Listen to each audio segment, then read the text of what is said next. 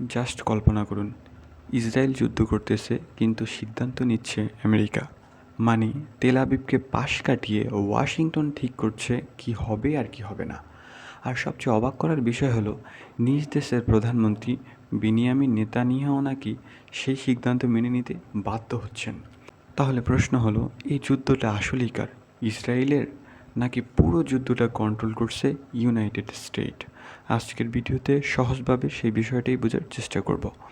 দেখুন, শুরুতে যখন ইসরায়েল আর ইরানের মধ্যে উত্তেজনা বাড়ে, তখন মনে হচ্ছিল ইসরায়েল খুব ভালো বা শক্ত অবস্থানে আছে, কারণ তাদের পাশে আছে বিশ্বের শক্তিশালী দেশ ইউনাইটেড স্টেট।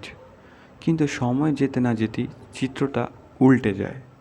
এখন বিশ্লেষকরা বলছেন, ইসরায়েলের আসলে নিজের সিদ্ধান্ত না, বরং আমেরিকার সিদ্ধান্তেই চলতে বাধ্য হচ্ছেন।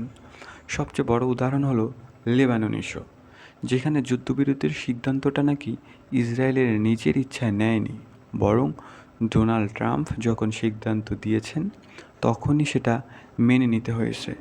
এখানে একটা বিষয় খুব ক্লিয়ার, যুদ্ধ যত দীর্ঘ হবে তত খরচ বাড়বে, সামরিক খরচ, অর্থনৈতিক চাপ, আর সবচেয়ে বড় কথা হলো মানুষের ক্ষয়ক্ষতি।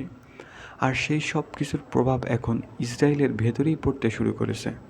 জনগণের মধ্যে অসন্তোষ বাড়তেছে, আর প্রধানমন্ত্রী বেনিয়ামিন নেতানিয়াহু রাজনৈতিকভাবেও চাপে পড়ে যাচ্ছেন। তাই উনি বাধ্য হয়েই আমেরিকার এসব সিদ্ধান্ত মেনে নিচ্ছেন। এখন প্রশ্ন হচ্ছে, যদি আমেরিকাই সব সিদ্ধান্ত নেয়, তাহলে ইসরায়েল কি সত্যি স্বাধীনভাবে যুদ্ধ করতে পেরেছে বা পারবে? আপনার কি মনে হয় এই পরিস্থিতিতে সবচেয়ে বেশি লাভবান কে? তা অবশ্যই কমেন্ট বক্সে জানাবেন।